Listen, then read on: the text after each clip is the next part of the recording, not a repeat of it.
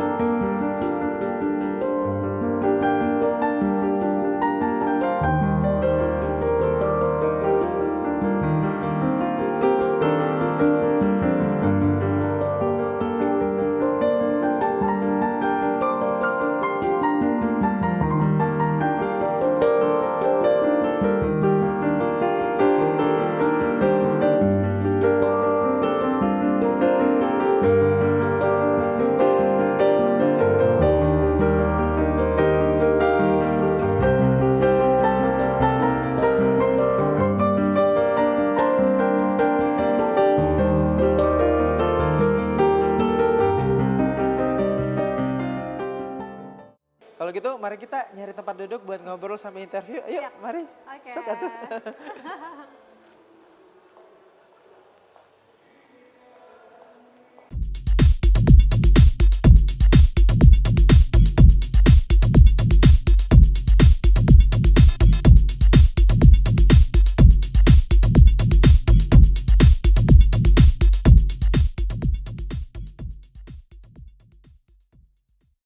Assalamualaikum warahmatullahi wabarakatuh dan selamat pagi pemirsa setia Net TV Sulsel dimanapun Anda berada.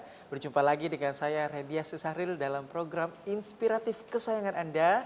Apalagi kalau bukan perempuan biasa.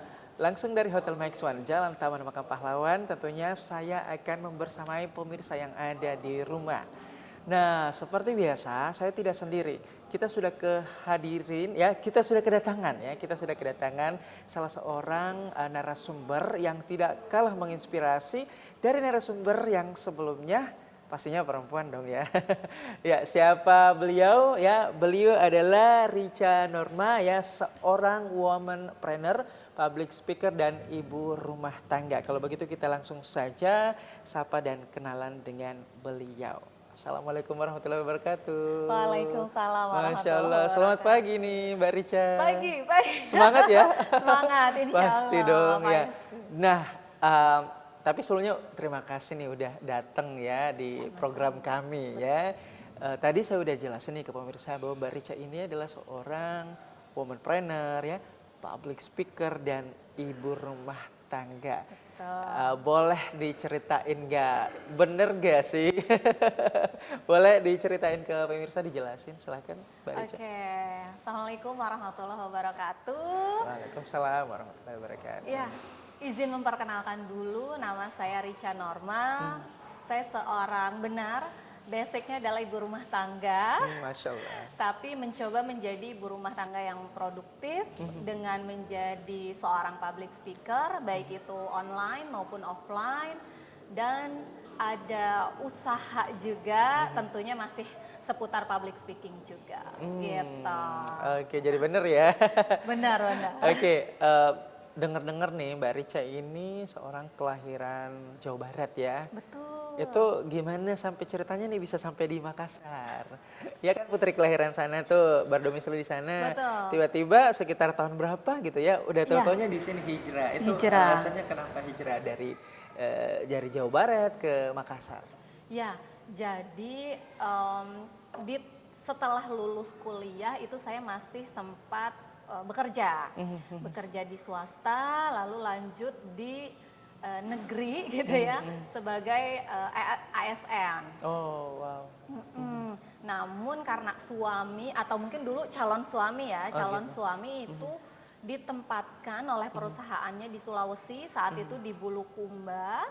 Nah, mulai ada rencana kayaknya nanti mau ikut nih gitu ya kan. Nah karena gimana ya, mungkin saya termasuk cewek-cewek bucin gitu ya. Bisa aja deh Mbak Yang Rica nggak ya. bisa jauh dari pasangannya gitu ya. Nah setelah menikah akhirnya di 2011, lalu kami atau saya dan keluarga juga memutuskan akhirnya untuk keluar dari ASN atau pegawai negeri Keluar dari zona sipil, nyaman ya. keluar dari zona nyaman, Keputusan yang berat tuh.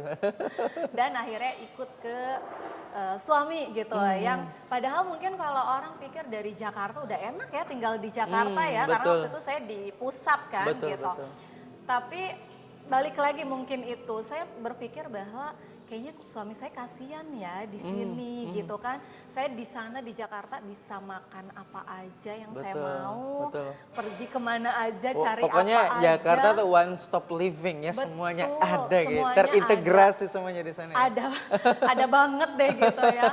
Nah tapi di sisi lain saya suka berpikir kayak, ih suamiku makan apa ya di sana gitu kan, maksudnya. Terus kalau ditanya, oh iya zaman 2011 itu Bulukumba belum se-hype sekarang, perkembangannya seperti Betul, itu. betul, betul. Jadi mungkin namanya juga kita pendatang nih. Suami saya juga sama, orang Jawa Barat, datang ke Sulawesi. Oh, sama? Sama. Oh, oke. Jadi apa ya, mungkin kalau awal-awal itu belum banyak makanan yang cocok juga. Masih lidahnya masih beradaptasi Masih lidah ya. Jawa gitu kan ya. Nah itu yang akhirnya kayak, ih kasihan ya makannya itu terus gitu kan. Dan pertimbangan satu dan lain hal, nanti juga kalau punya anak, saya di mana, anak saya di mana gitu. Kalau masih kerja, suami saya di mana, duh kayaknya kami waktu itu berpikir kok nggak sehat ini keluarga kalau seperti ini gitu. Betul, betul. Ada yang harus dikorbankan tentunya ya. Saat itu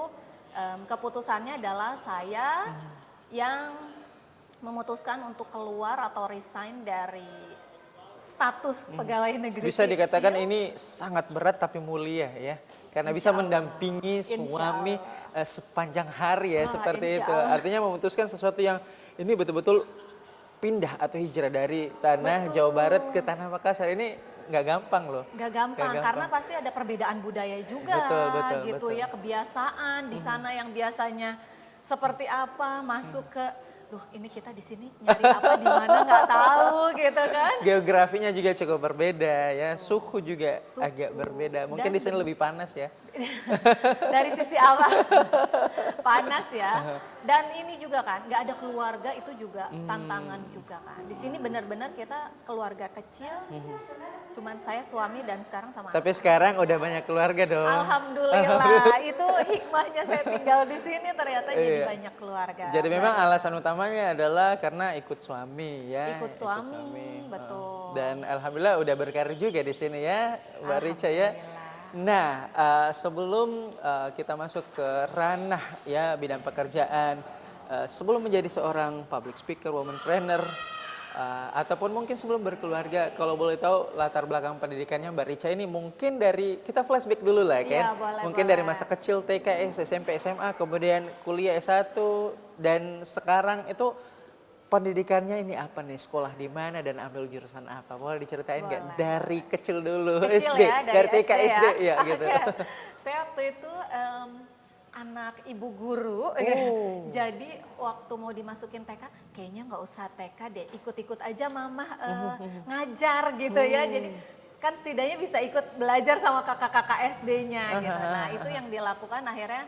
Jadi saya nggak dimasukkan ke TK nih, jadi learningnya learning by doing waktu itu sama kakak-kakak SD. Jadi langsung masuk ke SD, SD di tempat Mamah mengajar di SDN Malang Tengah 3 Purwakarta. Saya asli Purwakarta. Lalu SMP-nya alhamdulillah masuk di waktu itu di SMPN 1 Purwakarta, SMP Negeri 1, lanjut di SMA Negeri 1 Purwakarta. Dari situ waktu itu ada undangan masuk perguruan tinggi, zaman dulu namanya PMDK. Undangan masuk ke sekolah-sekolah gitu ya. Nah waktu itu saya coba daftar dan alhamdulillah diterima di Institut Pertanian Bogor, Fakultas Ekonomi dan Manajemen, jurusannya manajemen. Berarti semasa SMA nih anak IPA? anak IPA Pastinya. sebenarnya. Natural science ya, natural program. Iya betul. Tapi Ah. waktu kuliah akhirnya ambilnya jurusan manajemen tuh kata orang sih malah kayak lebih IPS Betul, gitu betul, ya. betul. Oke, kita tahan dulu Mbak Oke, Rica, kita akan siap, kembali siap. usai jeda berikut ini. Tetaplah bersama kami di dalam program Bukan Perempuan Biasa on Net TV Sulsel TV masa kini.